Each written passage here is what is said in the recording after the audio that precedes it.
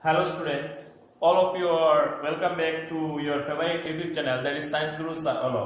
And today I am here with a new video from class 8 maths chapter 1, that is the rational numbers. In this video we will discuss about the properties, the different types of properties related with the numbers, then the different types of numbers including the natural number, whole number and the rational numbers. Also the inverse, that is the multiplicative inverse and the additive inverse. So I'll start the video. First of all, we'll discuss about the natural numbers. When we say natural numbers, we have to remember that natural numbers starting from 1. Natural number starting from 1. Natural number that is starting from 1. Then 2, 3, 4 and so on.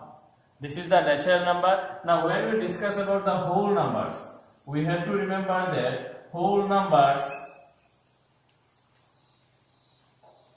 starting from 0. 1, 2, 3, 4 and so on. So if we see the natural numbers and the whole numbers very carefully, we can see the only difference between the natural number and the whole number is the 0.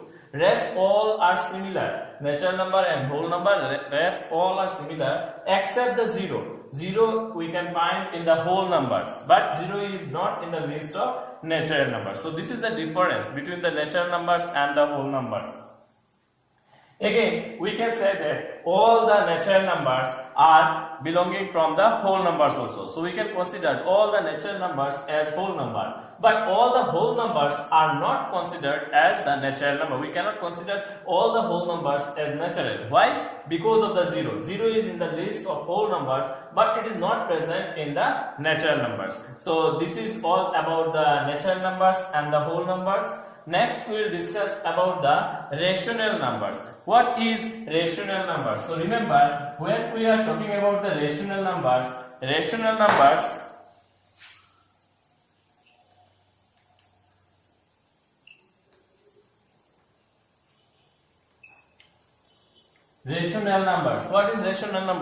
Rational numbers are the numbers which we can express it into the form of p by q. Rational numbers are numbers which we can express it into the form of p by q,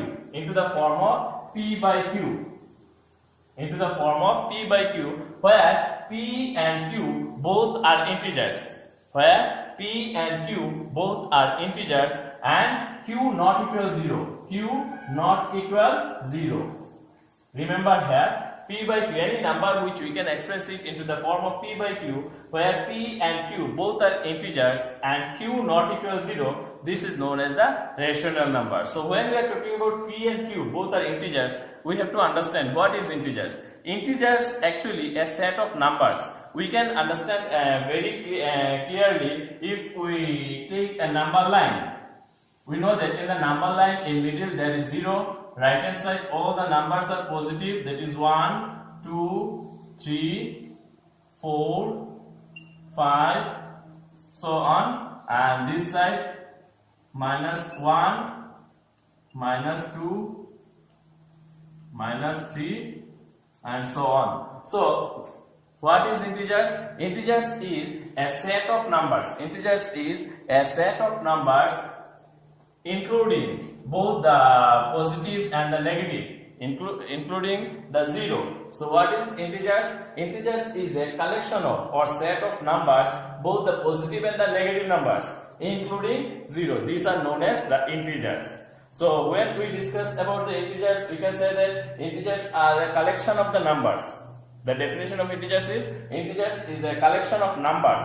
Integers is a collection of numbers, both the positive and the negative, including 0. 0 we can say that this is neither positive nor negative. 0, it is neither positive nor negative. From 0 right hand side all the numbers are positive integers, and from 0 left hand side all the numbers are negative integers. So this is all about the integers. So we understand what is rational numbers. When any numbers we can express it into the form of p by q, where p and q both are integers, and q not equal 0. q not equal 0. This is about the rational numbers. Now we will discuss about the closure property. What is the we will discuss about the different properties. First property is the closure property. First property is the closure property. Now what is closure property? When we say about the closure property, first we take any two natural numbers. First we will take any two natural numbers. Suppose 3 and 2. 3 plus 2. 3 plus 2. When we add two natural numbers, we are getting a natural numbers.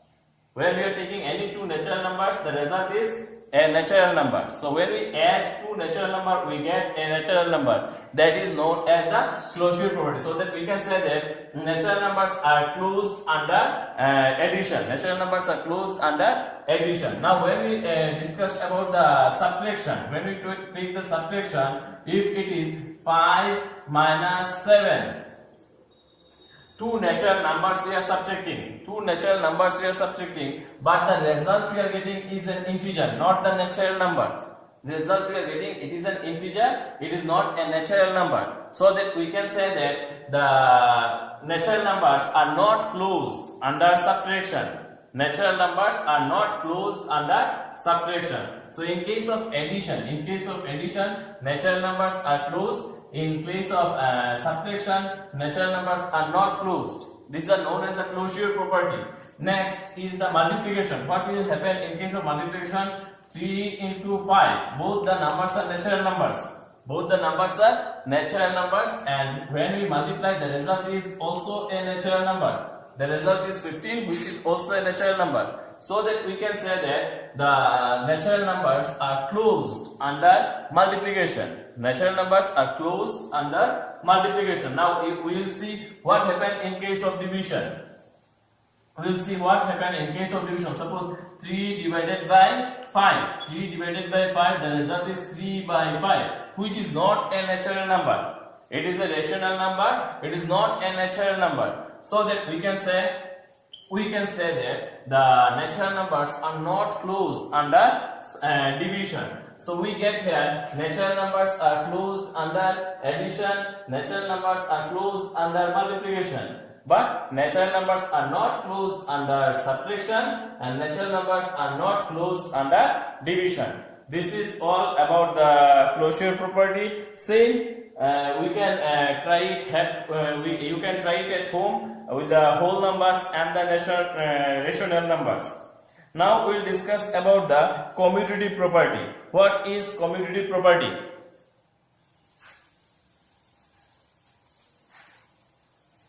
Now we will discuss about the commutative property. What is commutative property? When we are discussing about the commutative property, we take any two natural numbers. Suppose 2 plus 3. 2 plus 3, we can write it as 3 plus 2 equal 5. That means what? If we change the position of the number, in case of addition, if we change the position of the number, first number comes last and the last number comes first. 2 plus 3, we are writing 3 plus 2. We change the position of the number, we will get the same result. The result will not change. It will be the same result. So this is known as the commutative property. So commutative property that means we can say that addition is commutative. Now we will see what happens in case of subtraction. 2 plus we will see what happens in case of subtraction. Suppose it is 5 minus 3 equal 2. Then 3 minus 5 equal minus 2. The result is not same. We are getting the different result here. The result is not same. So we can say that subtraction is not commutative. Subtraction is not commutative. So addition is commutative, subtraction is not commutative. Now we'll see in case of multiplication. 3 into 5. Subtraction is not commutative. Addition is commutative. Addition is commutative. Now we'll see in case of multiplication. 3 into 5 equal 15. Now if we change the position of the number, 5 into 3. 5 into 3 equal, we will get the same answer. That is the 15. So that we can say that multiplication is also commutative. Multiplication is also commutative. Next, we will see about the division. We will see about the division. What happened in case of division?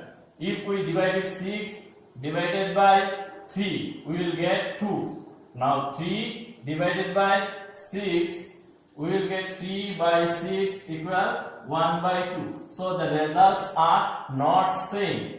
The results are not same. So that we can say that the division is not commutative. So we get here addition is commutative, subtraction is not commutative, multiplication is commutative, and division is not commutative. So I hope you understand about the commutative property. Now we will discuss about the associativity or associative property.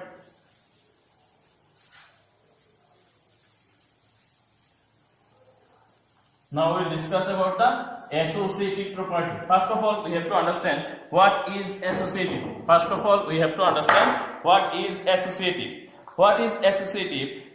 Suppose 3 or more than 3 numbers are there. Natural numbers are there. 3 plus 7 plus 2.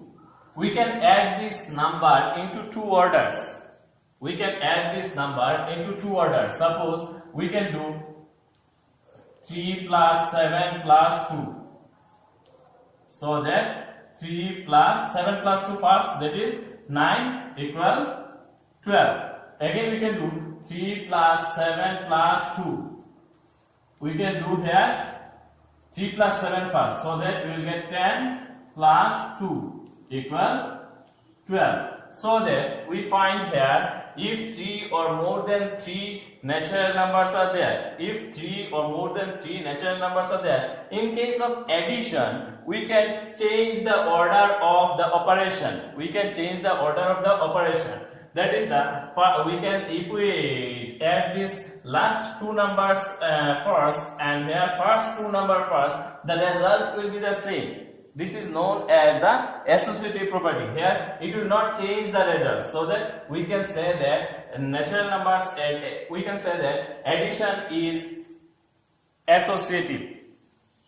Addition is associative. Now we will see about the subtraction what happened. In case of subtraction what happened, we will see. Suppose we have taken 3 minus 7 plus 2.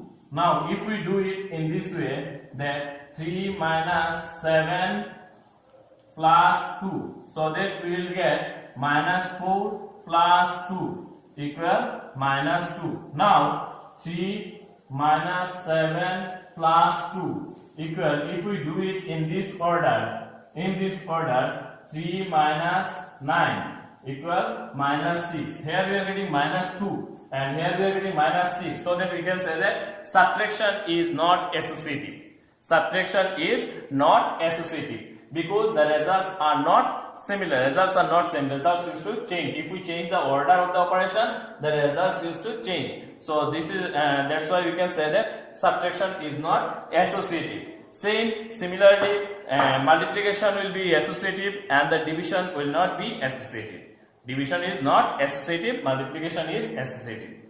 So this is all about the closure property, then the commutative property, associative property. Now one more thing we will discuss here, that is the multiplicative inverse. What is the multiplicative inverse?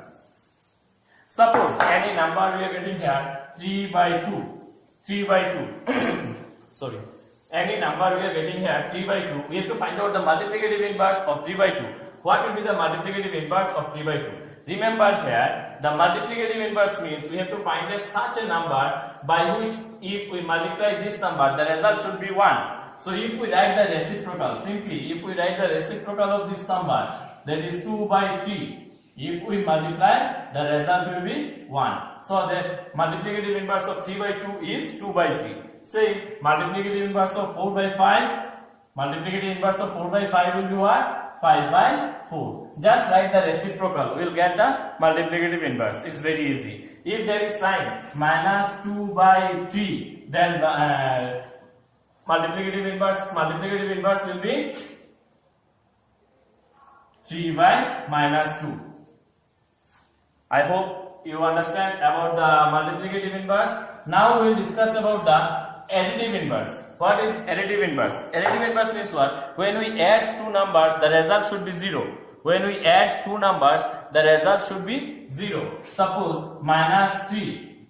What will be the additive inverse of minus 3? The additive inverse of minus 3 is plus 3. So that equal 0. Suppose 2 by 3. The additive inverse of 2 by 3 will be minus 2 by 3. So that the result will be 0. In case of additive inverse, the result should be 0. And in case of multiplicative inverse, the result should be 1. This is all about the multiplicative inverse and the additive inverse. I hope this will be helpful for you. If you feel little helpful from this video, you can please share and subscribe my YouTube channel, that is Science Guru Sir Alok. Thank you for watching this video.